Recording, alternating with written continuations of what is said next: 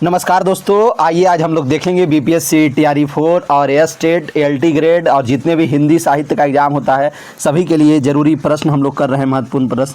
कल हम लोग बात किए थे कबीर के बारे में, रैदास के बारे में। आज उनसे प्रश्न जितने भी प्रीवियस ईयर क्वेश्चन में पूछा गया है संत काव्य धारा में प्रश्न, उस सारे प्रश्नों को हम लोग देखते हैं। तो देखिए कितना 87 नंबर में कितना ही महत्वपूर्ण प्रश्न है आपका। कबीर दास की भाषा कैसी थी, देखिए कितने एग्जाम में पूछे गए हैं। डीएसएसबी में देखिए कि कितना महत्वपूर्ण है। एमपी असिस्टेंट प्रोफेसर में भी पूछा है, देख रहे हैं। ये देखिए नीचे एमपी असिस्टेंट प्रोफेसर, सोचिए प्रोफेसर में भी इतना इजी प्रश्न पूछा जा रहा है, डीएसएसबी में पूछा गया है। तो ये आपका बीपीएससी में क्यों नहीं पूछा जा सकता है। देखिए कितना आसान प्रश्न, बताइए इसका उत्तर आप लोग जल्दी से। तो देखिए इसका उत्तर होगा सधुकड़ी भाषा। क्या हो जाएगा दोस्तों, सधुकड़ी भाषा। ये सधुकड़ी भाषा कहा किसने है, ये भी इंपॉर्टेंट प्रश्न है। आप लोगों को मैं बताया हूँ सधुकड़ी भाषा बोले हैं तो ये हमारे शुक्ल जी, आचार्य रामचंद्र शुक्ल। क्यों बोल रहे हैं भाई, तो इसका हम ट्रिक आपको बताए थे कि शुक्ल जी की एक तरह से एकदम हिंदी साहित्य में वो साधु की तरह हैं, तो इसलिए वो कबीर की भाषा को क्या बोलते हैं, सधुकड़ी भाषा। ठीक है, हम आपको समझा दिया। अब नेक्स्ट प्रश्न चलते हैं दोस्तों। देखिएगा यहाँ पे, देखिए कितना अच्छा प्रश्न है। पाहन पूजे हरि मिले तो मैं पूजू पहाड़, 88 नंबर प्रश्न है। बताइए, ये भी देखिए डीएसएसबी में क्वेश्चन पूछा गया, देख लीजिए डीएसएसबी में। तो ये आपके एग्जाम में भी, बीपीएससी में, एस टेट में, एलटी ग्रेड में, इस समय पूछा जा सकता है, समझ रहे हैं। तो हाँ बताइए यह उक्ति किसकी है, इतना आसान है। पाहन पूजे तो हरि मिले, कबीर लिखे हैं इसको, कबीर। ठीक है, ता मैं पूजू पहाड़, ठीक है। चलिए दोस्तों, और थोड़ा सा हम लोग यहाँ पे इनका व्याख्या भी देख लेते हैं कि बच्चन सिंह क्या बोले हैं। बच्चन सिंह का एक किताब है हिंदी साहित्य का दूसरा इतिहास, 1996 में लिखा गया है दोस्तों। उसमें लिखे हैं ये कि हिंदी भक्ति काव्य का प्रथम क्रांतिकारी पुरस्कर्ता कबीर हैं।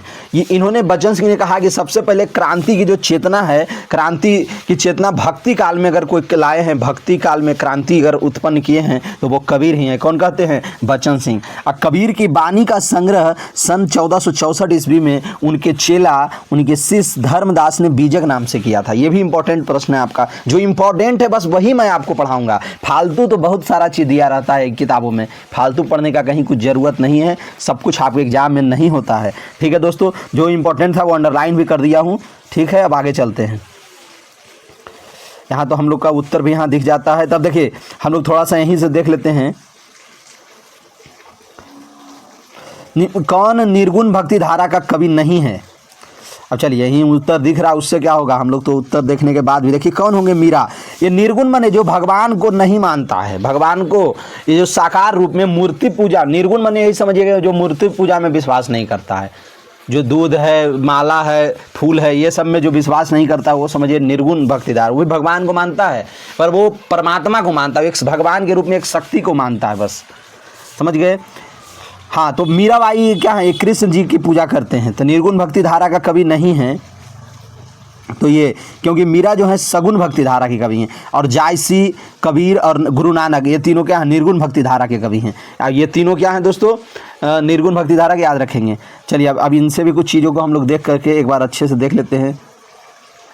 मीराबाई कहाँ की रहने वाली थी, कभी कभी देखिए ये भी प्रश्न पूछा जाता है कि मीराबाई की भाषा राजस्थानी मिश्रित ब्रज भाषा। इसका मैंने मीराबाई राजस्थान की ही रहने वाली है। ठीक है, और जब जो जहाँ के रहेंगे वहीं को वो भाषा भी बोलेंगे। ठीक है, भक्ति काल के निर्गुण काव्य धारा के सूफी मार्गी, देखिए जायसी है सूफी प्रेम मार्गी शाखा के प्रमुख कवि। ठीक है दोस्तों, इनकी रचना क्या है, मलिक मोहम्मद जायसी की पद्मावत। इस पर एक फिल्म भी बनी है पद्मावत पे। ठीक है, गुरु नानक देव और कवि निर्गुण, ये तो सब समझ ही गए हम लोग। अब आइए थोड़ा सा हम लोग बैक में चलते हैं, बैक चलेंगे तो बहुत अच्छा लगेगा। हाँ, बैक चल गए हैं हम लोग। हाँ देखिए दोस्तों, यहाँ पे संत का धारा बहुत ही इंपॉर्टेंट प्रश्न है आपके लिए, इसलिए मैं इसको लाया हूँ। संत काव्य परंपरा का कौन सा कवि अपनी विद्वता सर्वाधिक शिक्षित होने के कारण प्रसिद्ध है। मैंने संत काव्य परंपरा में सबसे ज़्यादा ज्ञानी आदमी कौन थे, तो ये सुंदरदास थे। देखिए सुंदरदास, ये सुंदर हैं तो सुंदरदास इनका नाम है, ट्रिक बता रहे हैं। और सुंदर हैं तो ये ज्ञानी भी बहुत ज़्यादा है। ठीक है, जैसे सुंदर ये ज़्यादा है तो ज्ञानी भी ज़्यादा है, तो हम लोग ट्रिक से याद कर लेंगे। क्योंकि ये क्वेश्चन आपका देखिए यूपी टीजीटी में पूछा है। कहाँ पूछा है दोस्तों, यूपी टीजीटी में। तो इसलिए हम लोग याद रखेंगे, जब ये सुंदर ज़्यादा है तो ये देखने में भी सुंदर है और ज्ञान में भी सुंदर है। समझ गए, हम लोग इस तरीके से याद कर लेंगे सुंदरदास। ठीक है, और एक चीज़ और बता देते हैं इनके बारे में आपको हम। तो इनके बारे में हम लोग ये देखेंगे दोस्तों, सुंदरदास इनका जन्म जयपुर के दौसा नामक स्थान पे 1596, ये भी कभी कभी पूछ देता है सुंदरदास के बारे में। आइए, संत धारा कवि में संतों में सबसे पढ़े लिखे सबसे ज़्यादा विद्वान थे कौन? सुंदरदास। ठीक है, याद रखेंगे। और इनके सुंदरदास के गुरु कौन थे? दादू दयाल। जो दादू दयाल बहुत इंपॉर्टेंट हमारे लिए हैं, तो दादू दयाल इनके गुरु थे सुंदरदास के, याद रखेंगे। देखिए, दादू जो हैं एक प्रकार से दादा हैं, और दादा हैं तो दादा भाई तो गुरु होंगे ही, तो किनके गुरु हैं? सुंदरदास के। सुंदरदास सबसे ज़्यादा पढ़े लिखे थे। ठीक है, तो इस तरीके, और सुंदरदास है तो क्या है? ज्ञान समुद्र इनकी एक रचना, और दूसरा सुंदर विलास है। दोनों रचना भी आप याद रखेंगे। ज्ञान समुद्र, देखिए समुद्र है, समुद्र देखने में कितना सुंदर लगता है, तो इसलिए हम लोग याद रखेंगे कि सुंदर, ये ज्ञान समुद्र जो है, समुद्र देखने में सुंदर लगता है, तो ज्ञान समुद्र को सुंदरदास लिखे हैं। एकदम ट्रिक से याद कीजिए, नहीं तो इतनी रचना है आप एकदम परेशान हो जाएंगे याद करते करते। मैं पूरा हिंदी साहित्य को ट्रिक से ही याद रखा हूँ, और सब ट्रिक मैं खुद बनाया था, क्योंकि हमें याद करना बहुत मुश्किल होता था। तो हम सोचते कुछ कुछ ट्रिक बना लेते हैं, कुछ लिंक जोड़ लेते हैं, तो इससे क्या होगा, हमें लंबे समय तक याद रहेगा, कभी भूलेंगे नहीं। ये सुंदर विलास तो पता ही चल जा रहा है, सुंदर विलास कि भाई सुंदरदास और सुंदर विलास एक जैसा लग भी रहा है, तो ये काम हो गया हमारा। तो बस यही इंपॉर्टेंट था, हम आपको बता दिए दोस्तों। ये जो आपको हम तैयारी करा रहे हैं, हाई लेवल पे एकदम तैयारी करा रहे हैं, इसके बाद आपको कहीं कहीं दिक्कत नहीं होगा। ये देखिए, यूजीसी नेट का प्रश्न है, पर हमको इससे रोना नहीं है, डरना नहीं है। कबीर कुत्ता राम का मोतिया मेरा नाऊं, गले राम की जेबड़ी जित खीते तित जाऊं। करा इस दोहे में किस तरह की मानसिकता व्यक्त हुई? आपके एग्जाम में कभी भी ये ऐसे करके क्वेश्चन नहीं पूछेगा, आपके एग्जाम में बस बोल देगा ना कि ये बताइए कि कबीरा कुत्ता राम का मोतिया मेरा नाऊं, गले राम की जेबड़ी जित खींचे तित जाऊं, ये किनके द्वारा लिखा गया है? तो आपको एकदम फटाक से बता देना कि ये कबीर के द्वारा लिखा है। कबीर देखिए इनका नाम में भी छुपा हुआ है, तो इसीलिए दे देता है कभी इस तरह से क्वेश्चन, आपको कंफ्यूज कर देगा कि कबीर बोले हैं, गुरु नानक बोले हैं, कौन बोले हैं। तो इसलिए आपको एकदम ध्यान रखना है कि कबीर ही ये बात बोले हैं, क्योंकि ये समझ गए। चलिए दोस्तों, तो इस पे हम लोग ऐसे ही आत्मसमर्पण होगा। ये जो भाव है आत्मसमर्पण का भाव है, यहाँ मानसिकता कैसी है, क्योंकि जब कुत्ता अपने आप को बोल रहे थे, कह रहे हैं भगवान का कुत्ता है और हम पालतू कुत्ता है, मेरा क्या नाम है? मोतिया मेरा नाम है। मोतिया मैंने मोती नाम है मेरा। हम भगवान के लिए आत्मसमर्पण कर रहा है, क्योंकि ये देखिए कुत्ता उत्ता जो हम लोग घर में पालते हो क्या करता है? आत्मसमर्पण किया हो रहा था अपने मालिक के प्रति। तो उसी तरह से ये रहस्यवादी ये लाइन है, ये रहस्यवाद जब आप पढ़ेंगे ना, कबीर के यहाँ रहस्यवाद आया था सूफियों से, तो हम लोग याद रखेंगे दोस्तों। तो देखिए, हम आप लोग को बहुत अच्छे से चीज़ों को बता रहे हैं। हाँ, यहाँ भी देखिए थोड़ा सा इंपॉर्टेंट है, बहुत तो नहीं है, पर हम लोग देख लेंगे। 85 में कै बिरहनी को मीच दे के आपा दिखलाई, ये आपसे बस पूछ देगा ये लाइन किसका है? 8 पहर का दाझना मोपय सहा न जाई। तो कहने का मतलब ये लाइन में विरह की अतिशयता है, पर आपसे ये नहीं पूछेगा, आपसे पूछेगा ये लाइन किसके द्वारा लिखा गया है। तो ये लाइन किसके द्वारा है? कबीर के द्वारा लिखा गया। ठीक है दोस्तों, आपको बस ये याद रखना है। ऐसे इसका उत्तर तो आप जान ही रहे हैं, विरह की अतिशयता होगा, ऑप्शन ए होगा। ठीक है, पर आपके एग्जाम में ये नहीं पूछेगा, आपके एग्जाम में पूछेगा लाइन किसके द्वारा है, तो कबीर के द्वारा लिखा गया है। ठीक है, अब यहीं पे हम लोग थोड़ा सा देख लेते हैं कि कबीर का जन्म कब हुआ है। बार बार देखिए, हम आपको दिखाएंगे ताकि आपको याद हो जाए। जब चीज़ें आप बार बार देखेंगे तो आपको याद हो जाएगा। तो 1398 में, ठीक है दोस्तों, 1398 में इनका जन्म हुआ था, और मृत्यु 1518 में। टोटल 120 साल जीवित रहे थे कबीर। और कबीर के बानी का संग्रह उनके चेला धर्मदास बीजक नाम से 1464 में किया था। 1464 यहाँ लिखा तो नहीं है, पर हमें याद है तो आपको हम बता देते हैं कि इनका चेला धर्मदास है, जो बीजक नाम से लिखा था, इनकी बानी का संग्रह किया था। बानी का संग्रह मैंने जितना ही बोलते थे उसको लिखते जाता था एक डायरी में। ठीक है, वही बाद में किताब बना दिया बीजक नाम से, और 1464 में उसका प्रकाशन हो गया। ठीक है दोस्तों, चलिए अब आगे हम लोग चलते हैं। हाँ देखिए, अब कहता है कि कबीरदास जी ने अपनी रहस्यवादी और दार्शनिक विचारों की व्याख्या किसमें की है? आपके एग्जाम के लिए कबीरदास, रैदास और गुरु नानक, दादू दयाल, ये सब बहुत इंपॉर्टेंट है। इससे भर भर के प्रश्न पूछता है आपके बीपीएससी एग्जाम में, चाहे वो स्टेट हो। तो इसलिए हम आपको ये बता देते हैं। तो रहस्यवादी और दार्शनिक विचारों को व्याख्या किसमें की है? साखी में की है, शबद में की है, रामायणी में की है, कबीर पंथ में। तो देखिए रामायणी में की है। रामायणी मने रामायण, याद रखिएगा, रामायणी मने रामायण। और रामायण में तो आप जान ही रहे हैं दोस्तों कि रहस्यवादी और दार्शनिक यही विचार तो है। आप लोग भी रामायण देखे होंगे तो आपको लगता होगा कि उसमें दर्शन ही तो है, भगवान के बारे में सब कुछ है, एक प्रकार का दर्शन है। तो रामायणी में क्या है? दार्शनिक और रहस्यवादी विचार है कबीर का। ठीक है, रामायणी किस तरह से लिखा गया? दोहा और चौपाई शैली में। जैसे रामायण लिखा गया, रामायणी मने रामायण, एकदम डायरेक्ट आप ट्रिक याद कीजिए। ठीक है दोस्तों, साखी मने जो साक्षी, साक्षी क्या है? दोहा है साक्षी में। क्या है, साक्षी वाले में दोहा है। और शबद, शबद है गेय पद, शबद में क्या है, गेय पद, जो गाने वाला जो पद है ना, तो वो सब शबद में है, हम लोग याद करेंगे। ये बीजक का ही 3 भाग है, साखी शबद रमैनी। चलिए हम लोग ये सब देख लीजिए दोस्तों, इंपॉर्टेंट प्रश्न। हाँ देखिए वही शब्द हम आपको तो सब बता ही दिए हैं, और देखिए ये सब बता दिए हैं दोस्तों आप लोगों को, हम अभी तुरंत बताए हैं। हाँ अब एक यहाँ पे बहुत इजी प्रश्न है, गुरु नानक के बारे में है कि सिख संप्रदाय के प्रवर्तक कौन है, मैंने प्रवर्तक मैंने जो इसका स्टार्टिंग किए थे सिख संप्रदाय का, बताइए। तो स्थापना कौन की, गुरु नानक देव, ये याद रखेंगे, सब तो बहुत आसान है। पर ये देखिए गुरु नानक की जो रचना है वो याद रखेंगे आप, ये पूछा जाता है। जपू जी, आज दीवार, सोहिला गुरु ग्रंथ साहिब में संकलित है, ठीक है। जपू जी में नानक जी के दर्शन का सार तत्व है, ये जपू जी में, क्योंकि जप रहे माला जप रहे, तो इसमें नानक जी का दर्शन का सार, क्योंकि माला जपते रहते थे हमेशा गुरु नानक, तो उसमें क्या किया, अपने दर्शन का सारा बात जपू जी में लिख दिया, जपते थे माला तो इसलिए जपू जी हो गया, ठीक है दोस्तों। कुछ ट्रिक बना के याद रखेंगे, जिंदगी भर याद रहेगा आपको, अच्छा भी लगता होगा इस तरीके से याद करने में। चलिए हम लोग आगे देखते हैं, मलूक दास की रचना के नाम बताइए, बहुत एकदम लेवल का क्वेश्चन है दोस्तों। सुंदर विलास तो हम लोग देखिए पहले छाट, जब हमें चीज़ें याद नहीं होती है ना, तो हम क्या करना सीखते हैं, चीज़ों को छाटना जानते हैं। ये बीजक तो आपको मालूम हो गया कि कबीरदास के बारे में है, ये मृगावती तो कोई और लिखा है, ठीक है, मृगावती कुतुबन की रचना है।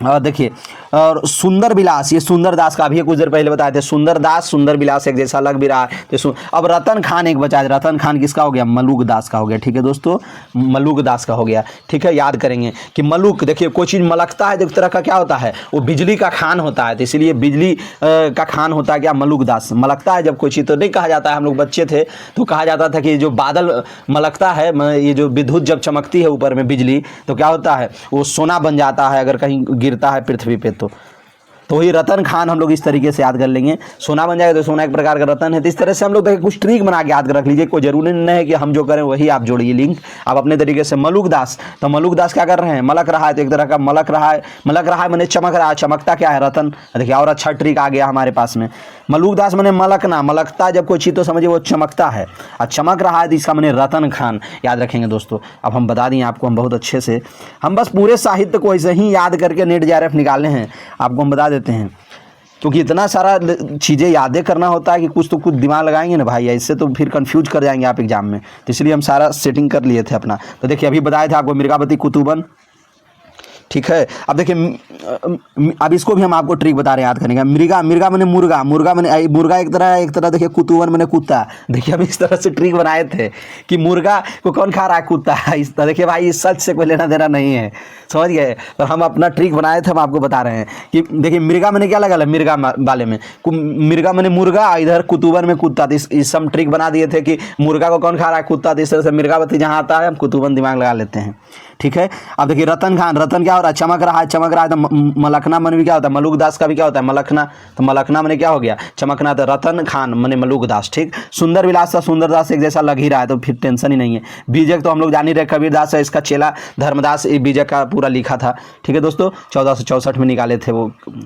हाँ अब चलिए हम लोग आगे, बहुत इंपॉर्टेंट प्रश्न हमारे लिए, किस कवि की रचना से प्रभावित होकर अकबर ने गोवध बंद करवाया था। एकदम लेवल का प्रश्न है ये, और DSSB में जब पूछा है भाई तो आपके एग्जाम में भी पूछ सकता है। जहां भी TGT PGT लगा आप देख लीजिए, तो समझिए आपके एग्जाम में भी वो आने वाला है, इसमें कहीं कोई डरने की बात नहीं है दोस्तों। संत दादू दयाल, याद क्या कर लेंगे, ये दादू दयाल बहुत इंपॉर्टेंट कवि हमारे लिए हैं, और इन्हीं से प्रभावित होकर के जो अकबर थे, अकबर गोवंश बंद करवा दिया था, गौ हत्या बंद करवा दिया था अपने साम्राज्य में।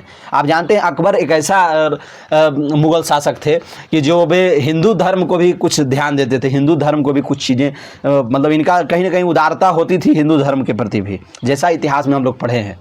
बहुत ज़्यादा तो नहीं, पर कुछ कुछ ध्यान होता था हिंदुओं के प्रति, क्योंकि इनकी जो पत्नी थी जोधाबाई, वो एक हिंदू थी, तो कहीं ना कहीं जब घर में कोई हिंदू है तो उसका प्रभाव तो पड़ता ही है। अब चलिए इससे ज़्यादा हम नहीं आपको हम कहेंगे। दादू पंथ में चलिए देखिए, ये कितना दिन तक, 40 दिनों तक दादू के प्रवचन सुने थे, ठीक है दोस्तों। अब चलिए हम यहाँ से आगे चलते हैं। चलती चाकी देखकर चलती चाकी देख के दिया कबीरा रोए, दो पाटन के बीच में साबुत बचा न कोई। देखिए किसकी, ये आपसे पूछेगा कि लाइन किसका है। ये कभी भी आपके एग्जाम में शब्द शक्ति करके क्वेश्चन नहीं पूछेगा, अगर पूछ दिया तो क्या दिक्कत है, व्यंजना हो गया। ये यूपीएससी असिस्टेंट प्रोफेसर में पूछा है, उत्तर प्रदेश हायर में, ठीक है दोस्तों 21 में। पर इस तरह ये लेवल का प्रश्न है, पर आपसे बस पूछेगा ना कि लाइन किसका है, तो एक कबीर का लाइन है, ठीक है। आप लोग बस ये याद रखेंगे। मनमा तो दहु दिसी फिरे, देखिए आ गया फिर से, मनमा तो दहु दिसी फिरे यह तो सुमिरन नहीं। ये देखिए किसका लाइन है दोस्तों, तो कबीरदास का, ठीक है। बस लाइन पूछेगा आपसे तो कबीरदास याद रखेंगे दोस्तों। बस देखिए हरियाणा टीजीटी में क्वेश्चन पूछा था। अब हम लोग फिर से और भी हम लोग एकदम पूरा जितना भी है ना कबीर से संबंधित, कबीर हमारे लिए बहुत इंपॉर्टेंट हैं, तो हम लोग सब देख लेंगे आज। हाँ तो अब यहाँ पे देखिए, रहने देते हैं इसको, ये नहीं पूछा जा सकता। हाँ ये देखिए इंपॉर्टेंट है, दुल्हीन गावहूँ मंगल चार पद में प्रेम का कौन सा रूप है। ये आपके एग्जाम में कभी भी इस लेवल से प्रश्न नहीं पूछेगा। प्रश्न पूछेगा कैसे दोस्तों, तो कहेगा दुल्हीन गावहूँ मंगल चार किसके द्वारा लिखा गया लाइन है, ये किसकी पंक्ति है, ठीक है। तो पंक्ति जब पूछेगा तो बता दीजिएगा किनका है, ये कबीर का है, ठीक है। और जब दुल्हा दुल्हीन की जब बात हो जाए तो समझ जाइएगा वो दाम्पत्य प्रेम है, दाम्पत्य माने पति पत्नी का प्रेम, ठीक है। तो ये दुल्हीन गावहूँ मंगल चार ये एक रहस्यवादी रचना है, रहस्यवादी लाइन है। ये कहते हैं कि हम लोग दुल्हीन है, कबीर कहते हैं कि हम लोग दुल्हीन है और दुल्हा हमारे परमात्मा है, ठीक है। इसका अर्थ ये हुआ, ये ना समझिए कि सच में ये दुल्हा दुल्हीन कर रहे हैं, हम लोग व्यक्ति के रूप में दुल्हा दुल्हीन है, भगवान के रूप में दुल्हा दुल्हीन कर रहे हैं। और जब दुल्हा दुल्हीन आएगा तो दाम्पत्य प्रेम होगा। ये अपने आप को पत्नी मानते थे, भगवान को ये मानते थे दुल्हीन, भगवान को ये दुल्हा मानते थे, खुद को दुल्हीन। तो ये कहते हैं दुल्हीन गावहूँ मंगल चार। देखिए यहाँ पे लिखा भी है दोस्तों, कबीर अपनी आत्मा को दुल्हीन के रूप में व्यक्त करते हैं, राम यानी परमात्मा को। जब भी राम आ जाए ना कहीं पे कबीर के यहाँ, कबीर जब राम का बात करे तो समझ आइए कि कबीर राम किनको कर रहे हैं, राम परमात्मा को कर रहे हैं। ये भगवान राम को नहीं कर रहे हैं, दशरथ के पुत्र को राम नहीं कहते हैं, क्योंकि एक लाइन में उन्होंने ये भी कहा है, दशरथ सूत तिहूँ लोक बखाना, राम नाम का मरम है आना। ये लाइन में बोले भी हैं, पति के रूप में व्यक्त करते हैं, देखिए, ठीक है। और इसमें अब वैसा कहीं कुछ है नहीं। चलिए दोस्तों, हम जो इंपॉर्टेंट था आपको फालतू तो हम कुछ पढ़ाते ही नहीं हैं, बता देते हैं आपको, फालतू पढ़ाने का मेरा काम नहीं है। और यहीं पे एक बार और रिवीजन कर लेते हैं, कबीर के गुरु का क्या नाम है, रामानंद, ठीक है। और जब मुसलमान, ये हिंदू धर्म में इनको रामानंद कहा जाता है कबीर के गुरु को। अगर मुस्लिम लोग क्या मानते हैं कि मुस्लिम लोग कहते हैं कि नहीं हम रामानंद को नहीं मानते, मुस्लिम लोग कहते हैं कबीर के गुरु कौन थे, शेख तकी। क्या दिक्कत है भाई, ये कि हिंदू में भी इनके गुरु थे, मुस्लिम में भी थे, हम लोग डायरेक्ट दोनों याद कर लेंगे। और सिकंदर लोदी के पीर गुरु थे कौन, शेख तकी। और शेख तकी हमारे कबीर के भी गुरु थे और रामानंद भी गुरु थे, ठीक है। अब देखिए, अब हम लोग आगे चलते हैं दोस्तों। ये लाइन बोलेगा, देखिए, एक अचंभा देखा रे भाई, एक अचंभा देखा रे भाई ठाड़ा सिंह चरावेगा। ये बस, ये आपसे बस ये लाइन दे देगा, पूछ देगा कि लाइन है किसका, तो बस आपको कर देना ये कबीर का लाइन है, ठीक है दोस्तों। कबीर को तो एकदम हम एकदम छोड़ेंगे नहीं आपके यहाँ, एकदम एक एक क्वेश्चन करा देंगे कबीर का, कि आपके एग्जाम में कुछ भी समस्या ना हो, ठीक है दोस्तों।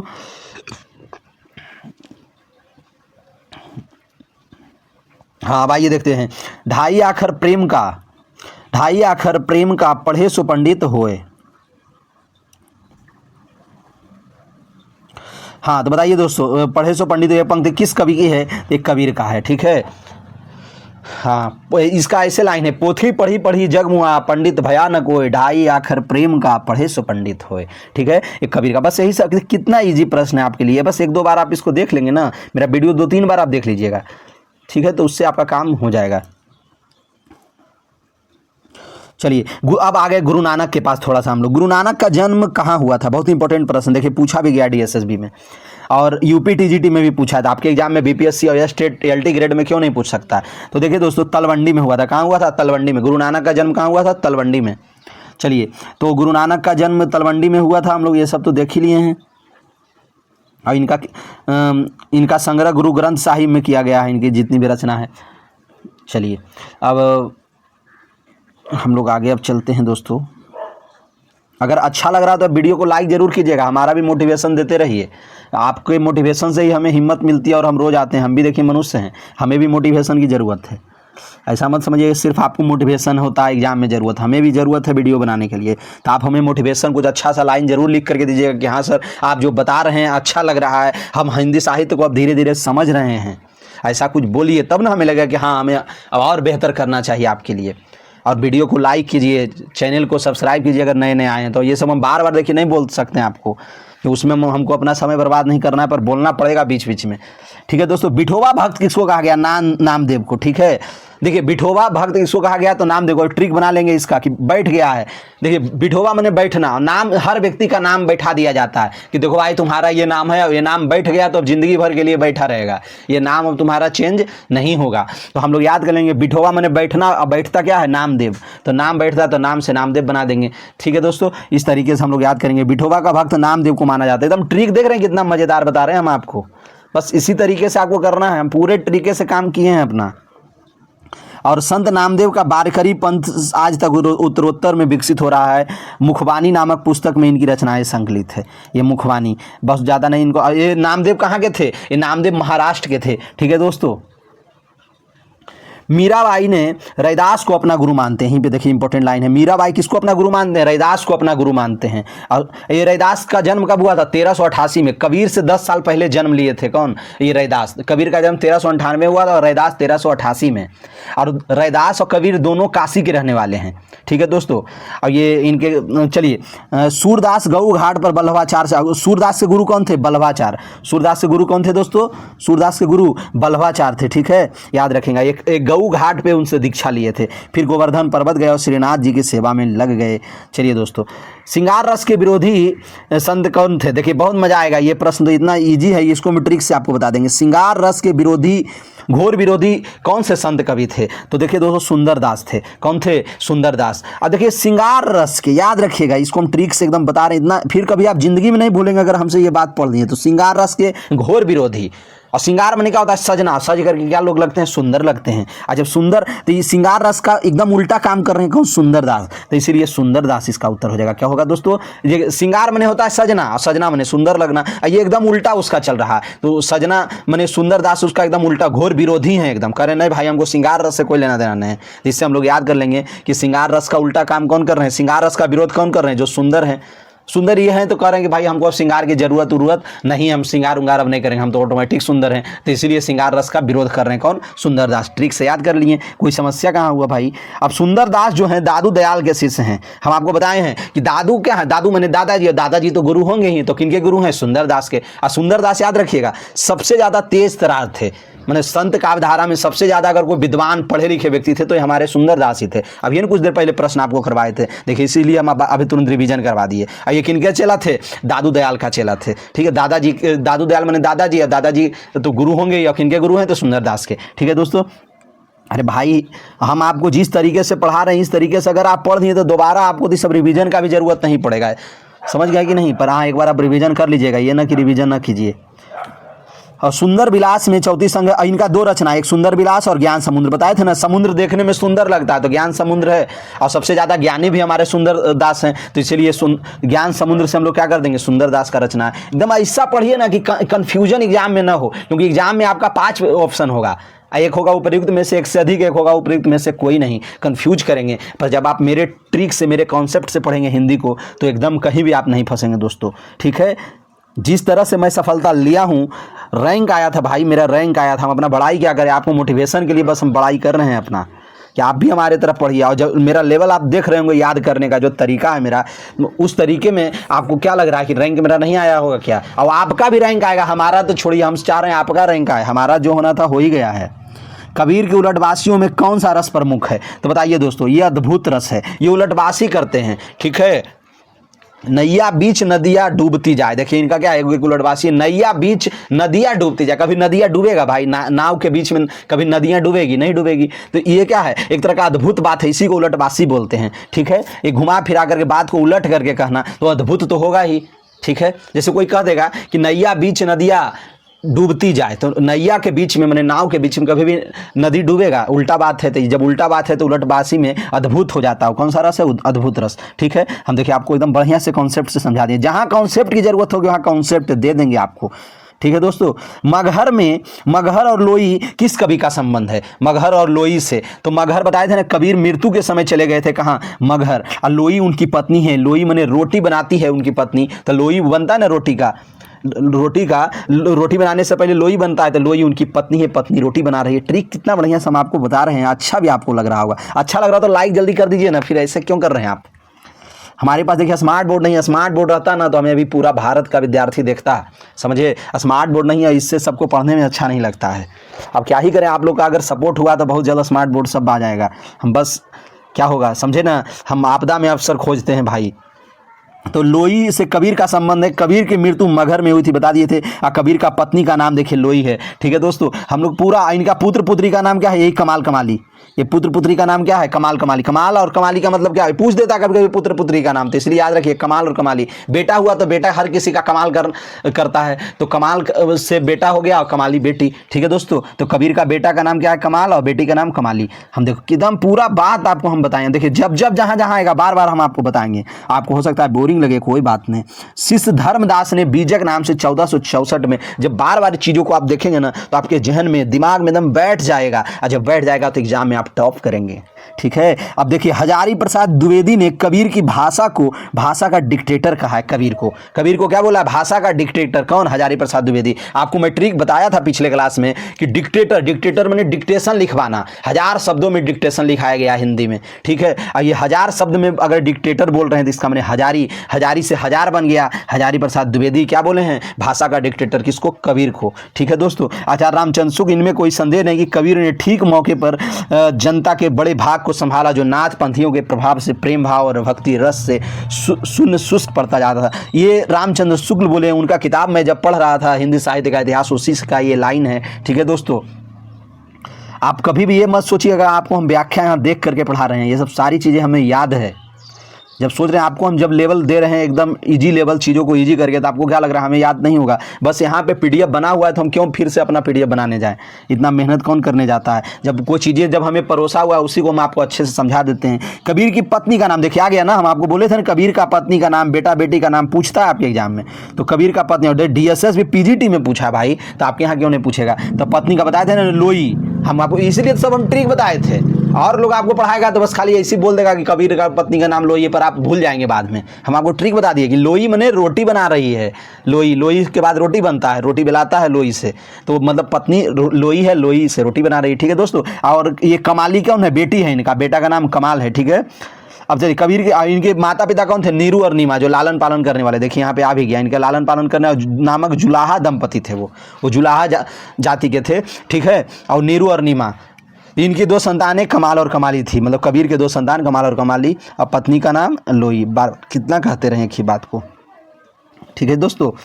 अब बच्चन सिंह ही क्या बोलते हैं, प्रथम क्रांतिकारी पुरस्कर्ता कबीर को कौन बोले हैं, बच्चन सिंह। और हजारी प्रसाद द्विवेदी क्या बोलते हैं, भाषा का डिक्टेटर कौन बोलते हैं, हजारी प्रसाद द्विवेदी। 1000 शब्दों में क्या हुआ, डिक्टेशन लिखाया गया, इसीलिए हजारी प्रसाद द्विवेदी। बार बार आपको हम बताएंगे, आपको हम बता देते हैं, बोरिंग लगे तो लगे, कोई दिक्कत नहीं, आपको सफलता दिलाना है। हम देखिए नीम बहुत कड़वा होता है पर होता क्या बहुत फायदेमंद। हम बार बार आपको इसीलिए बताएंगे कि आपके दिमाग में एकदम चीज़ें सेट हो जाए। अरे बोरिंग थोड़ा सा लगेगा, हमारी बात थोड़ा सा आपको बुरा लगेगा, पर एग्जाम में हम ही को आप याद करिए। अगर इस सलाह ऐसा पढ़ा दिया है, हमारा मित्र साथी ऐसा पढ़ा दिया है कि एकदम काम बड़ा अच्छे से हो गया है। हाँ देखिए, कौन सी प्रवृत्ति संत काव्य की नहीं है। हाँ तो देखिए दोस्तों, वर्ण व्यवस्था को प्रोत्साहन करना, ये कभी भी कबीर प्रवृत्ति संत काव्य की नहीं है। वर्ण व्यवस्था को प्रोत्साहन करना, ये कबीर प्रवृत्ति में संत काव्य की नहीं है, ठीक है दोस्तों। अब देखिए रहस्यवादी भावना तो इनका है, बाह्य आडंबर का खंडन करते हैं। बाह्य आडंबर जान ही रहे हैं, जो दूध चढ़ाना, फूल माला चढ़ाना, समझ गए, फल चढ़ाना, प्रसाद चढ़ाना, ये सब बाह्य आडंबर है। और रहस्यवादी भावना तो इनमें है, ये है, इसका वो खंडन किए, मतलब विरोध किए हैं, किसका, बाह्य आडंबर का। और गुरु की महत्ता तो कबीर स्वीकारे ही है, रामानंद को कहे हैं अपना गुरु, और ठीक है। चलिए तो ये हम समझिए वर्ण व्यवस्था को प्रोत्साहन दिए हैं कौन, हमारे कबीर, ठीक है दोस्तों। हाँ वर्ण व्यवस्था को प्रोत्साहन नहीं किए, सॉरी, ये मतलब वही कह रहा है कि प्रवृत्ति संत काव्य का, ध्यान कहीं और था हमारा, प्रवृत्ति संत काव्य की नहीं है, तो कौन सा नहीं होगा, वर्ण व्यवस्था को प्रोत्साहन नहीं किए हैं कभी। वर्ण व्यवस्था मैंने जाति व्यवस्था को कभी प्रोत्साहन ये नहीं किए, जाति का तो और विरोध किए हैं, ठीक है दोस्तों। अब आगे चलते हैं। अजगर करे न चाकरी, पंछी करे न काम, दास मलुका कह गए सबके दाता राम। देखिए तो अजगर करे, ये लाइन आपके एग्जाम में पूछ सकता है, तो ये इसका उत्तर क्या हो जाएगा, मलुक दास। ठीक है, अब मलुक दास का एक रचना हम आपको बताए थे कि मलुक दास का कौन सा रचना है, मलक रहा है। मलक रहा मैंने चमक रहा, चमकता क्या है, रतन, तो रतन खान हो जाएगा दोस्तों। मलुक दास का रचना क्या है, रतन खान। और इनका ये लाइन है, अजगर करे न चाकरी, पंछी करे न काम। ये लाइन एकदम बार बार पूछता है, देखिए DSS में पूछा है, देखिए 2 बार। ठीक है, तो याद रखिएगा ये सब। अजगर करे न चाकरी, पंछी करे न काम, ये मलुक दास की रचना है। मलुक दास के शिष्य मथुरा दास है, इन्होंने मलुक पर छई, इनके ग्रंथ तो हो ही गया। इनका रचना देखिए ज्ञान बोध है, एक है रतन खान, एक ज्ञान बोध है इनका रचना, एक है ज्ञान समुद्र। वो ज्ञान समुद्र किनका है, सुंदर विलास का। अब ज्ञान बोध अगर बोले तो मलुक दास का है। ठीक है, जब कोई चीज़ मलक रहा है तो मलकने से बोध होता है। मलकने से क्या होता है दोस्तों, बोध होता है, मतलब कोई चीज़ का पता चलता है। मलकना मैंने चमकना, जब चमकता है तो हमें दिखता है तो क्या होता है, बोध होता है, उसका ज्ञान होता है। तो मलुक दास क्या हो जाएगा, ज्ञान बोध हो जाएगा। और ज्ञान समुद्र अगर बोले तो सुंदर दास का, क्योंकि समुद्र सुंदर होता है। और रतन खान तो बताई हैं हम आपको, इसलिए देखो हम आपको पूरा ट्रिक से, ये सब इंपॉर्टेंट नहीं है, ये सब उतना इंपॉर्टेंट नहीं है, सब दिमाग से हटा दीजिए। और गुरु नानक देव का जो रचना है, ये जपूजी, आज दीवार, ये सब हम लोग देख लेंगे। निर्गुण भक्ति के कवि नहीं है, चलिए बताइए दोस्तों। देखिए नवोदय विद्यालय में प्रश्न पूछा है, नवोदय विद्यालय में देख लीजिए, निर्गुण भक्ति के कवि नहीं है, बताइए कौन नहीं है। आप लोग जान ही रहे हैं, निर्गुण माने जो भगवान को, ये मूर्ति पूजा में जो विश्वास नहीं करता है, मूर्ति में, भगवान की मूर्ति में विश्वास नहीं करता है, वो कौन है। तो देखिए कवि नहीं है, निर्गुण भक्ति के कवि नहीं है। देखिए रैदास तो निर्गुण भक्ति के ही हैं, कबीर निर्गुण भक्त के हैं, दादू भी निर्गुण भक्त के हैं। निर्गुण माने संत धारा। देखिए रामानुजाचार्य इसका सही उत्तर हो जाएगा। रामानुजाचार्य क्या हो जाएंगे, इसके सही उत्तर हो जाएंगे। ठीक है दोस्तों, रामानुजाचार्य। ठीक है, क्योंकि रामानुजाचार्य ये विशिष्टावाद के प्रवर्तक थे, विशिष्टावाद के। ठीक है, तो देखिए यहाँ पे दे भी दिया, विशिष्टाद्वैतवाद के प्रवर्तक थे कौन, और इन्होंने श्री संप्रदाय और विशिष्टाद्वैतवाद की स्थापना किए थे। और ये राम भक्त के कवि थे, मतलब राम भक्ति धारा के। तो देखिए यहाँ लिखा भी है कौन, रामानुजाचार्य। ये देखिए रामानुजाचार्य, नाम से ही राम इनका लगा है, तो राम जब नवमे में लग गया तो नाम क्या, राम क्या हो जाएगा, ये राम जी का चेला, मतलब भक्त होंगे सब। तो इसमें रटना क्या है आपको, ये तो फटाक से आप कर ले जाएंगे। ठीक है दोस्तों, अब हम लोग आगे चलते हैं। कौन संत कवि नहीं है, बताइए इसमें कौन संत कवि नहीं, माने संत कवि नहीं है, बताइए कौन नहीं है इसमें। दादू तो संत ही है, सुंदरदास ही है, श्रीधर पाठक, हमारे आधुनिक काल के कवि हैं श्रीधर पाठक, ये संत कवि नहीं है। कितना ईजी है, देखिए असिस्टेंट प्रोफेसर में पूछा क्वेश्चन, बताइए यार कितना ईजी प्रश्न पूछता है। अब चलिए दोस्तों आगे हम लोग चलते हैं।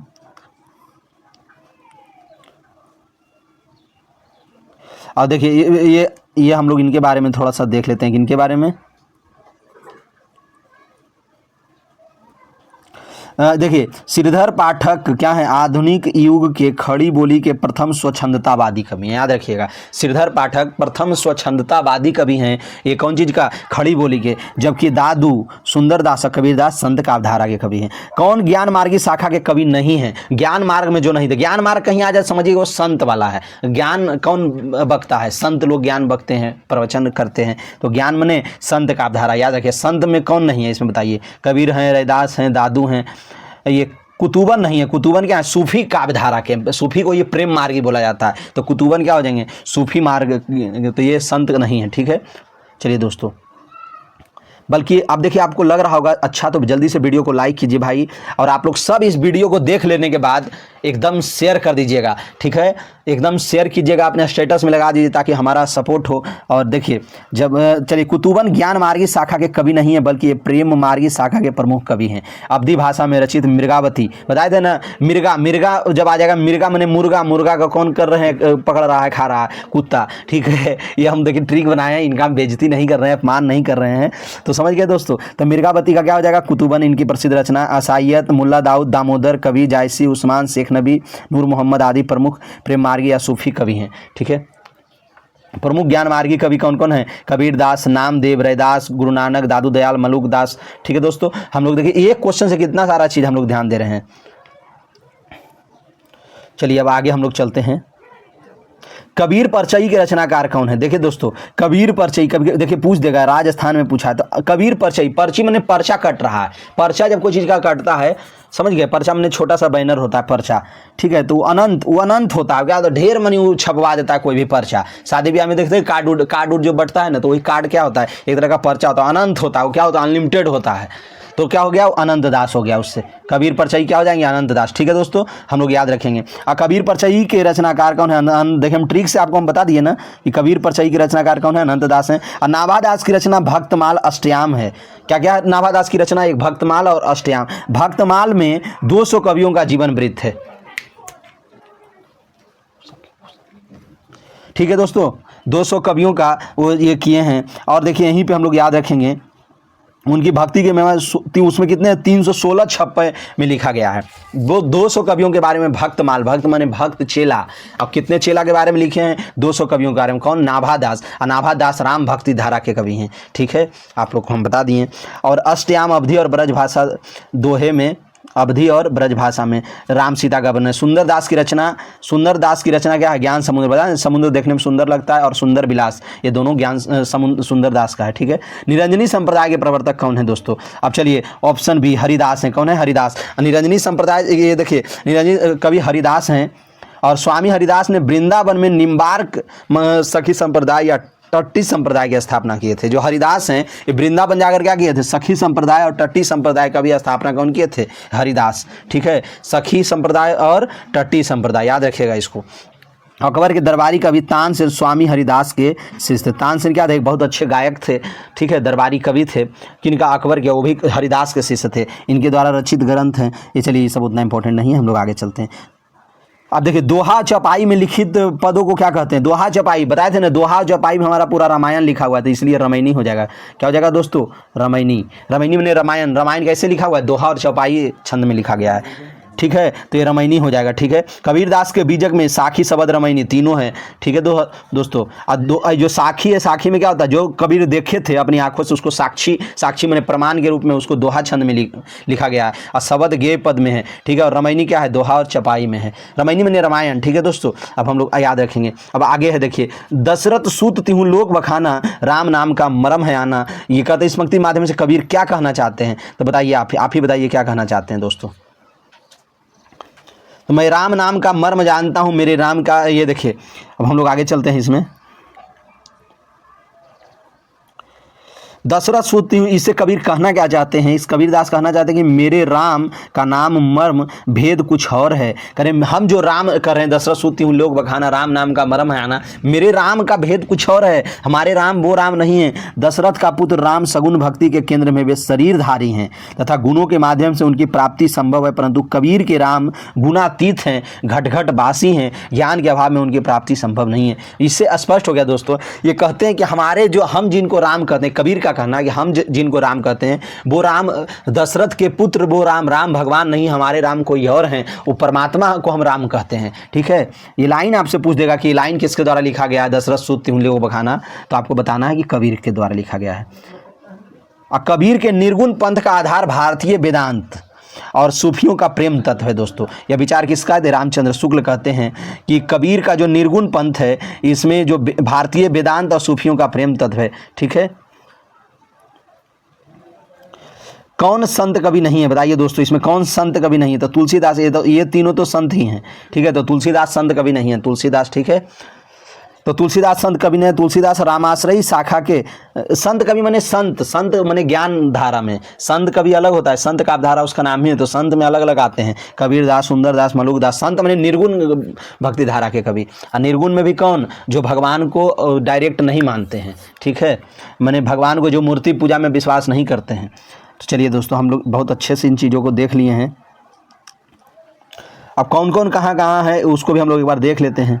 हम लोग क्यों छोड़ेंगे? थोड़ा जब व्याख्या की बात आ गई तो ज्ञानाश्रयी में देखिए, संत ज्ञानाश्रयी को ही संत बोला जाता है, याद रखिएगा। ज्ञान देने वाले कौन होते हैं? संत होते हैं। तो देखिए कबीरदास, रैदास, सुंदरदास, मलुकदास, दादू दयाल, फिर गुरु नानक, सिंगा, हरिदास। हरिदास ही कौन है? निरंजनी संप्रदाय के और टट्टी संप्रदाय और सखी संप्रदाय के हैं हरिदास। फिर बाबा लाल दास। अब देखिए प्रेमाश्रयी में कौन है? प्रेमाश्रयी में है मलिक मोहम्मद जायसी, कुतुबन, मंझन, नूर मोहम्मद, उस्मान, असायत, मुल्ला दाऊद, शेख नबी, कासिम शाह, ये सब हैं प्रेमाश्रयी, प्रेम करने वाले सब कवि हैं। ठीक है। अब हम लोग रामाश्रयी में कौन कौन है? रंगनाथ मुनि, रामानुजाचार्य, रामानंद, राघवानंद, किलदास, अग्रदास, नाभादास, विष्णुदास। सब इंपॉर्टेंट नहीं है, पर हम यहाँ पे तुलसीदास, कबीरदास, सेनापति, प्राणचंद चौहान, चलिए देख लिए हम लोग काम भर। कृष्णाश्रयी शाखा में कौन कौन है दोस्तों? ये सब हैं, आप देखो एक बार पढ़ लीजिए। श्री भट्ट, वल्लभाचार्य, कुंभन दास, सूरदास, परमानंद दास, कृष्णदास, गोविंद स्वामी, छित स्वामी, सब अष्टछाप के कवि में आ जाते हैं। चतुर्भुज दास, नंददास, हरिदास, चैतन्य महाप्रभु, हरित हरिवंश, मीराबाई, रसखान, ये सब हैं। अब चलिए दोस्तों हम लोग यहाँ पे देख लेते हैं। एक प्रश्न है, कबीर का जन्म कब हुआ? 1398 में। सूरदास 1478 में। याद रखिएगा सूरदास का जन्म, पहले सूरदास का जन्म हुआ था 1478 में। ठीक है। और देखिए तुलसीदास का 1532 में और जायसी का 1492 में। याद रखिएगा, ये सब पूछा जाता है, प्रश्न पूछा है तभी तो यहाँ पे आया है। चलिए दोस्तों हम लोग आगे चलते हैं। वीडियो बड़ा हो रहा है कोई बात नहीं, पर यहाँ पे हम सारा चीज़ आपको हम क्या कर रहे हैं? कंप्लीट कराते जा रहे हैं। संत कवि का राजस्थान से संबंध नहीं था। बताइए इसमें किसका संबंध राजस्थान से नहीं था? ए और डी, ए और डी। ठीक है दोस्तों, ये देखिए दादू दयाल। दादू दयाल कहाँ के रहने वाले? डायरेक्ट हम लोग याद ही कर लेते हैं। दादू दयाल जो थे अहमदाबाद के रहने वाले थे। देखिए दादू कहाँ के रहने वाले? अहमदाबाद में। तो इसको याद हम लोग कैसे करेंगे? तो दादू माने दादाजी। दादाजी को क्या होता है? घमंड होता है, अहम होता है, समझ गए? तो दादाजी को घमंड होता है, तो अहम माने होता है घमंड। तो दादाजी कहाँ के रहने वाले? अहमदाबाद में। तो पूछा जाता है, इसलिए हम आपको याद करवा दे रहे हैं, क्योंकि पूछा जाएगा दादू दयाल कहाँ के रहने वाले थे, तो बताइएगा कि अहमदाबाद के, ये जन्म स्थल। अब मलुकदास कहाँ के हैं? मलुक माने इलाहाबाद के हैं। ठीक है, कहाँ के हैं? इलाहाबाद के मलुकदास। ठीक है दोस्तों, याद रखिएगा मलुकदास कहाँ के रहने वाले हैं? मलुकदास इलाहाबाद के रहने वाले हैं। अब संत पीपा, क्योंकि मलुकदास मलक रहे कहाँ? इलाहाबाद में मलक रहे हैं, चमक रहे हैं। ठीक है, इलाहाबाद में। इस तरीके से हम लोग कुछ ट्रिक बना लेंगे। संत पीपा कहाँ के हैं? संत पीपा, ठीक है, राजस्थान में। कहाँ के हैं? पीपा पोम बजा रहे हैं बाजा, कहाँ? राजस्थान में। रेगिस्तान में गए हैं घूमने, वहाँ बाजा बजा रहे हैं। इस तरीके से कुछ याद कर लीजिए। पीपा मने पोपो बाजा बजा रहे हैं राजस्थान में जाकर के, रेगिस्तान में। और नागरीदास कहाँ के रहने वाले हैं? ये राजस्थान के हैं। ठीक है, नागरीदास कहाँ के? राजस्थान के हैं। कवि का संबंध संत काव्य से नहीं है। बताइए दोस्तों इसमें अग्रदास का संबंध संत काव्य से। अग्रदास तो हम आपको बताए ही हैं कि अग्रदास का संबंध ये भक्ति काल के, ये देखिए कबीर रैदास धन्ना, कबीर रैदास धन्ना है भक्ति काल के निर्गुण धारा के ज्ञानाश्रयी शाखा कवि, जबकि अग्रदास भक्ति के काल के सगुण धारा के राम भक्ति शाखा के कवि हैं। ठीक है, अग्रदास किसके कवि हैं? ये राम भक्ति धारा में है अग्रदास। ठीक है दोस्तों, अब चलिए हम लोग आगे चलते हैं। भाषा पर कबीर का जबरदस्त अधिकार था। वे बानी के डिक्टेटर थे। बता दें डिक्टेशन 1000 शब्दों में लिखा गया है। 1000 से क्या बना देंगे दोस्तों? हजारी प्रसाद द्विवेदी। देखिए कितना बढ़िया ट्रिक काम करा और कितने एग्जाम में पूछा है, जीडीसी में, डीएसएसबी में, राजस्थान में, डाइट में। जो ट्रिक हम आपको बता रहे हैं कितना इंपॉर्टेंट है आपके लिए। ठीक है, देखिए और रामचंद्र शुक्ल क्या बोले हैं? कबीर की भाषा को सधुकड़ी बोले हैं शुक्ल जी। तो हम लोग याद रखेंगे, शुक्ल जी खुद एक तरह के साधु की तरह थे हिंदी साहित्य में, तो क्या बोलते हैं? सधुकड़ी बोलते हैं कबीर की भाषा को। हम लोग याद कर लेंगे दोस्तों। अब चलिए अब आगे चलते हैं, ये इंपॉर्टेंट नहीं है इसलिए आगे बढ़ते हैं। हम आपको बहुत अच्छे से चीज़ों को समझाते जा रहे हैं। अब देखिए ये सब रिवीजन वाला ही है, सब पढ़ा दिए आपको। अब कहीं वैसा चीज़ें हमें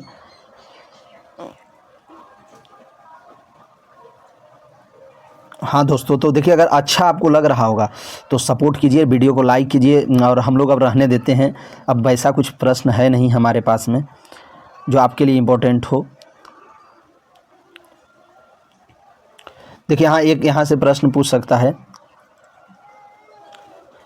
कि गुरु नानक की रचना नहीं है। बताइए इसमें कौन है? सिद्धांत पंचमात्र। ये इसलिए कहे थे आपको गुरु नानक की रचना को याद रखिए। गुरु ग्रंथ साहब है, आस दीवार है, ये है रहीरास है, बस ये नहीं है, ये इनकी रचना नहीं, तो सिद्धांत पंचमात्र हो जाएगा। ये गुरु नानक देव की रचना नहीं है दोस्तों। ये सिख संप्रदाय के मूल प्रवर्तक एवं आदि इनकी प्रमुख रचना पूजी। रैदास के पद किस धार्मिक ग्रंथ में संकलित है? बताइएगा रैदास के पद किस में संकलित है? आदि गुरु ग्रंथ साहब में। ठीक है, याद रखिएगा। रैदास के 40 पद गुरु ग्रंथ साहिब में। रैदास जाति के चमार थे और रामानंद के प्रमुख शिष्य थे। ठीक है दोस्तों। रामानंद के प्रमुख शिष्य थे कौन, ये रैदास भी और ये हमारे कबीर भी, दोनों रामानंद के शिष्य थे।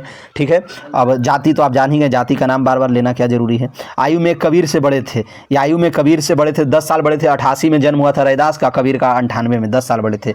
इन्हें मीराबाई का गुरु माना जाता है। मीराबाई के गुरु कौन थे? मीराबाई राजस्थान की रहने वाली थी, कृष्ण भक्त के कवि थी, कृष्ण भक्ति धारा के।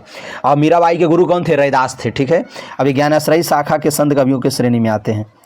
बीजक की रचनाओं का संग्रह है, आपको देखिए फिर से वही सब बात आ गया कबीरदास का। ठीक है दोस्तों, हम आपको बहुत अच्छे से चीज़ों को बता दिए हैं। देखिए, ईश्वर के अस्तित्व को स्वीकार न करने वाला दर्शन कौन सा है दोस्तों? तो ये चारवाक दर्शन है। ये चारवाक दर्शन जो है ना, ईश्वर के अस्तित्व को स्वीकार नहीं करने वाला दर्शन है। ईश्वर के, तो समझ गए, द्वैत दर्शन के प्रणेता कौन है? निम्बार्काचार्य। निम्बार्काचार्य को ट्रिक है कैसे, द्वैत माने 2 बार, और निम्बार्काचार्य माने नींबू को हम लोग 2 बार गाड़ते हैं, कभी भी 1 बार गाड़ते हैं, नींबू को हमेशा 2 बार गाड़ते हैं। जब नींबू को हम लोग 2 बार दबा करके निचोड़ते हैं। ठीक है दोस्तों, तो निम्बार्काचार्य माने नींबू, और नींबू को हम लोग 2 बार करते हैं, इसलिए द्वैत आ गया है। द्वैत देखिए 2 बार आया है ना, तो हम लोग इस ट्रिक से याद कर लेंगे। इसी को भेदवाद कहते हैं। दादू पंथ का प्रधान पीठ कहाँ पर स्थित है? तो दोस्तों ये नरैना में है। कहाँ है दोस्तों? नरैना में। जो नरैना कहाँ है? राजस्थान में है। पर अगर पूछा जाए दादू का जन्म कहाँ हुआ था दादू का, तो अहमदाबाद में हुआ था। ठीक है, पर इनका जो मठ होता है, प्रधान पीठ कहाँ है? तो नरैना में है। और नरैना कहाँ है दोस्तों? ये राजस्थान में पड़ता है। दादू दयाल के संप्रदाय को ब्रह्म संप्रदाय या परब्रह्म संप्रदाय के नाम से जाना जाता है। याद रखिएगा इस सब बात को आप। हाँ, तो दादू दयाल के जो 2 रचना भी है, यहाँ पे हम लोग रिवीजन कर लेते हैं। तो कहता है इनकी बानियों का, किनके बानी का? दादू के बानियों के संग्रह इनके शिष्य 2 शिष्य था, संत दास और जगन्नाथ दास। हरेड बानी नाम से किया था। हरेड बानी देखिए 2 शब्दों से मिलकर बना है ना, हरेड और बानी, तो इसलिए इनका जो हरेड बानी का संग्रह 2 चेला मिलकर किया था, एक संत दास और जगन्नाथ दास। अब यही सेम रचना को रज्जब ने अंगबधू नाम से किया था। रज्जब, र से रज्जब और र से रंग, रंग से बन गया अंग। तो इसलिए हम लोग याद कर लेंगे दोस्तों कि रज्जब और अंग याद कर लेंगे कि रज्जब इसी रचना को बाद में, हरेडवानी को ही बाद में वो अंगबधू नाम से ले आया। रज्जब, रस से रज्जब, रस से रंग, रंग से अंगबधू हो गया। ठीक है, कबीर के परलोकवास पर उनके गद्दी को किसको मिला था? तो धर्मदास को। आपको हम बताए थे भी, धर्मदास उनका चेला था कबीर दास का, इसने ही बीजक का संकलन किया था 1464 में। ठीक है दोस्तों, तो देख लीजिए एक बार और हम लोग देख लेते हैं एक बार यहाँ पे। एक कितना देखे हम लोग तो देख ही लिए हैं।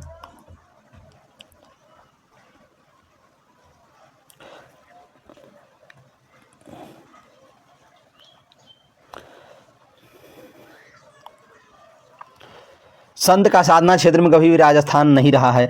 चलिए मलुक दास का देखिए, मलुक दास कहाँ के रहने वाले थे? हमारे इलाहाबाद के रहने वाले थे। मलुक दास कहाँ के रहने वाले हैं दोस्तों? ये मलुक दास इलाहाबाद के रहने वाले। अभी बताए ना, इलाहाबाद मलक रहे कहाँ? इलाहाबाद में चमक रहे। ठीक है, तो मलुक दास पर जम्बनाथ, सुंदरदास और पीपा, ये तीनों कहाँ के थे? ठीक है दोस्तों, अब बताए थे ना अभी पीपा मैंने पोपू बाजा बजा रहे हैं राजस्थान के रेगिस्तान में। सुंदरदास का भी बताए थे। ठीक है, अब चलिए जम्बनाथ हो ही गया। अब हम लोग आगे चलते हैं। अब हम लोग लगभग चीज़ों को देख लिए हैं दोस्तों।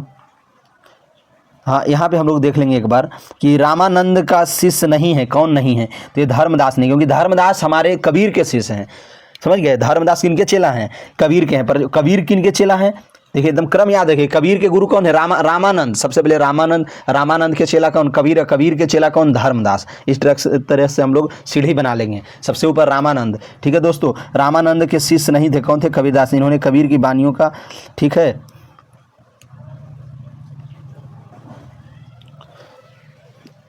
चलिए दोस्तों आगे चलते हैं।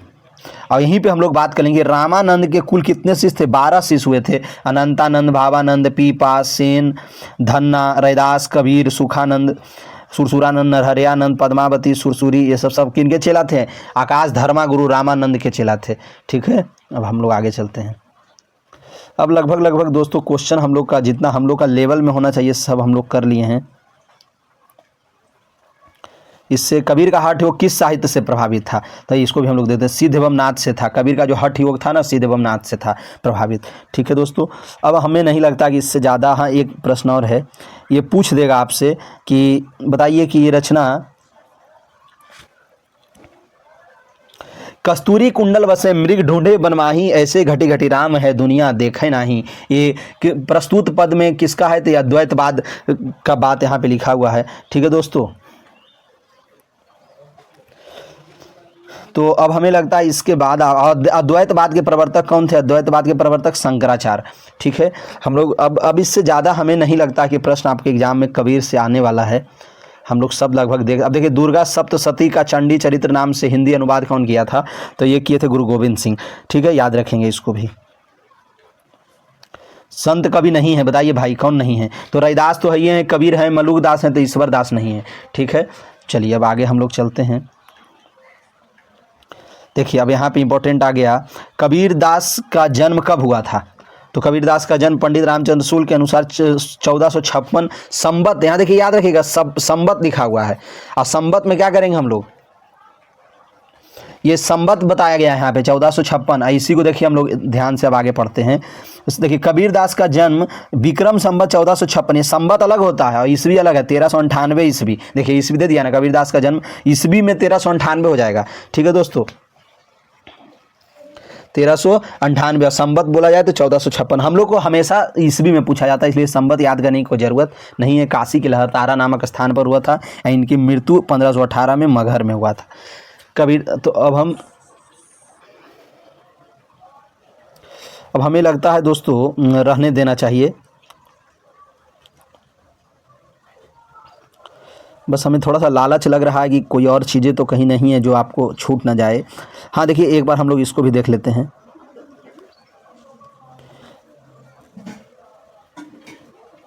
एक बार आप इसको देख लीजिए।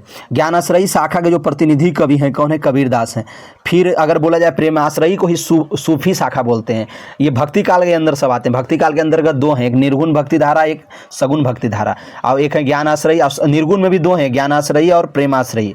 फिर इधर सगुण में जब चलते हैं तो सगुण में भी दो हैं हमारे दोस्तों। सगुण में कितने हैं? दो हैं। सगुण में दो हैं, एक राम भक्ति शाखा और एक है कृष्ण भक्ति शाखा। इसमें राम भक्ति धारा के प्रतिनिधि कौन है? तो तुलसीदास हैं, और कृष्ण भक्ति धारा के सूरदास। ठीक है, अब हम लोग समझा दिए आपको। अब मोको कहाँ ढूंढे बंदे, मैं तो तेरे पास में। देखिए नवोदय विद्यालय में प्रश्न पूछा गया है। ठीक है, तो ये कबीर दास का होगा, ये लाइन पूछेगा आपके एग्जाम में भी। और भी देखिए कुछ कुछ रचना है। पानी गए न उबरे मोती मानुष चुने, कह देगा किसका लाइन है? तो कबीर का है। मेरी भादा रो, ये देखिए बिहारी का है। पीपर पात सरिस मंडोला, ये तुलसीदास का रचना है। ये सब अलंकार में आता है सब प्रश्न। दास मलुका कह गए, मलुक दास का है। गुरु प्रसाद होती है दर्शन 67 पर, ये सूरदास का है। ऐसी मेरी जाति विख्याता चमारा, ठीक है, ये कौन है? रैदास है। ठीक है दोस्तों, हम आपको सब बता दिए। नामदेव का संबंध किस प्रदेश से? पूछ सकता है आपके एग्जाम में कभी कभी। ये महाराष्ट्र से है। नाम से म से महाराष्ट्र बना देंगे। नाम में क्या है? नाम में म लगा हुआ है। अब विठोबा संत भी इन्हीं को कहा जाता है, नामदेव को। ठीक है, तो याद रखेंगे दोस्तों। और ये देखिए ये दर्जी थे, ये जो नामदेव थे दर्जी थे, महाराष्ट्र के रहने वाले थे। नाम में क्या लगा है? म से महाराष्ट्र बना देंगे। ट्रिक याद रख लीजिए बस। हम बहुत ज़्यादा आज आपको बता दिए हैं। और नामदेव का एक लाइन है दोस्तों, मन मेरा सुई तन मेरा धागा। तो देखिए बताए थे ना, ये दर्जी हैं। नामदेव क्या है? दर्जी हैं पेशे से। जब दर्जी हैं तो ये सुई धागा की बात दर्जी लोग ही करते हैं। तो इसीलिए इनके गुरु कौन थे? विसोबा खेचर थे। इनके गुरु कौन थे दोस्तों? विसोबा खेचर थे।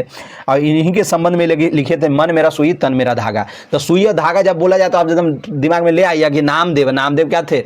ये नाम लिखते थे कौन चीज़ में? नामदेव। नाम में म लगा है तो महाराष्ट्र के रहने वाले थे। और नाम लिखते थे, दर्जी थे, तो कपड़ा उपड़ा में नाम लिखते थे। ठीक है, और जब कपड़ा में नाम लिखेंगे तो कपड़ा जब ये सिलते थे, दर्जी थे, तो ये सुई धागा से दर्जी का काम होता है। तो इसलिए बोल दिए मन मेरा सुई तन मेरा धागा, खेचर जी के चरण पर नामा सिंपी लागा। इस तरह से हम लोग ट्रिक बना के याद रख लेंगे। ठीक है दोस्तों, महाराष्ट्र के भक्तों में किनका नाम सबसे पहले आता है? तो ये नामदेव का ही। देखिए कितना अच्छा प्रश्न पूछ रहा है, तो इसीलिए हम आपको बता दिए अच्छे से। पंचगंगा घाट में कबीर किसके? देखिए इंपॉर्टेंट लाइन है हमारे लिए। रामानंद का पंचगंगा घाट पर कबीर रामानंद के पैरों के नीचे पड़े थे। कहा जाता है कि रामानंद के पैर जब कबीर के ऊपर पड़े थे, रामानंद के पैर जब कबीर के ऊपर पड़े तो उनके मुख से राम राम शब्द निकला, जिनको कबीर ने गुरु मंत्र मानकर रामानंद के शिष्य हो गए। ठीक है दोस्तों, ऐसा कहा जाता है पंचगंगा घाट पे। परमानंद दास। अब देखिए कबीर के बीजक पर तिरजिया टीका किसकी है? तो ये पूरन दास की है। प्रभु जी तुम दीपक हम बाती। देखिए ये गुरु नानक का लाइन है। प्रभु जी तुम दीपक हम बाती, जाकी जोत बरे दिन राती। प्रभु जी तुम मोती हम धागा, जैसे सुनही मिलत सुहागा। प्रभु जी तुम स्वामी हम दासा, ऐसी भक्ति करे रैदासा। ये लाइन किसका है? ये लाइन रैदास का है। किनका लाइन है दोस्तों? ये रैदास का लाइन है। किनका लाइन है? रैदास जी का है। ठीक है, तो याद रखिएगा प्रभु जी तुम, ये बहुत इंपॉर्टेंट है। एलटी ग्रेड में देखिए पूछा 2018 में, इस बार भी हमारे बीपीएससी एलटी ग्रेड कहीं भी पूछ सकता है। ठीक है, अब हम लोग आगे चलते हैं। तो जो नर दुख में दुख नहीं माने, ये किनका लाइन है? तो गुरु नानक का है। मैं कहता हूँ आखिन देखिए तू कहता कागज की लिखे, कबीरदास का है। अपना मस्तक काट के वीर हुआ कबीर। तो देखिए इसका लाइन में देखिए कबीर आया, तो आपको लगेगा कि लगता है कबीर ही लिखे इस लाइन को, पर कबीर नहीं लिखे दोस्तों। इसको कौन लिखे? दादू लिखे। दादू कैसे लिखे? ट्रिक हम आपको बताए थे। मस्तक काटना मैंने मस्तक काटना मैंने मस्तक मुड़ाना। ठीक है, मस्तक मुड़ाता है कौन लोग? दादा लोग। जब कोई मर जाता है हिंदू धर्म में तो क्या होता है? माथा लोग मुड़ाते हैं। और जब माथा मुड़ाता है तो क्या हुआ? माथा लोग ज़्यादातर बूढ़े लोग मुड़वाते हैं, तो बूढ़ा मैंने दादा लोग, तो दादू दयाल हो गए। ठीक है, ट्रिक बना लीजिए, नहीं तो कबीर जैसा यहाँ पे लिख दिया है तो इससे आपको लगता है कबीर का ही लाइन है, तो कंफ्यूज कर देगा आपको। कबीर की भक्ति का अनिवार्य अंग क्या है? ज्ञान है। ठीक है, ज्ञान धारा के कवि भी हैं। ठीक है दोस्तों, हम लोग देख लिए रैदास के कितने पद गुरु ग्रंथ साहब में संकलित हैं? तो 40 पद। याद रख लीजिएगा इसको, केवीएस में पूछा है दोस्तों, पीजीटी में। गहना एक कनकते गहना, तामे भाव न दूजा, ये किसका लाइन है? कबीर का। बस गहना एक कनकते गहना, ये याद रखिए कबीर का लाइन है। ठीक है, आपको फंसना नहीं है सब क्वेश्चनों में। मन मेरा सुई तन मेरा धागा, बताए थे ना आपको हम, देखिए पूछ ही दिया। मन मेरा सुई तन मेरा धागा, किनका लाइन है? नामदेव का। नामदेव क्या थे? नाम लिख रहे हैं कौन चीज़ में? कपड़ा में। कपड़ा में नाम लिखेंगे तो सुई धागा से लिखेंगे, तो इसीलिए हम लोग ट्रिक बना लेंगे सुई और धागा। और नामदेव कहाँ गए थे? महाराष्ट्र के, क्योंकि नाम म से महाराष्ट्र बना देंगे दोस्तों, एकदम अच्छे तरीके से हम लोग माधो मैं ऐसा अपराधी, माधो मैं ऐसा अपराधी, तेरी भक्ति होत नहीं साधी। देखिए कबीरदास का लाइन है ये। जो नर दुख में दुख नहीं माने, किनका है? गुरु नानक का है। देखिए नर जैसे आ गया, नर से नानक बना देंगे, नर से नानक बना देंगे। ट्रिक बना लीजिए दोस्तों, जो नर दुख में दुख नहीं माने, नर से नानक बना देंगे तो गुरु नानक का हो जाएगा। अपना मस्तक काटे के वीर हुआ कबीर। मस्तक मुड़ा रहा है कौन लोग? दादा लोग, तो दादू दयाल हो गया। ठीक है दोस्तों, बहुत अच्छा से हम आपको आज मज़ा आ गया होगा आपको भी पढ़ करके। देखिए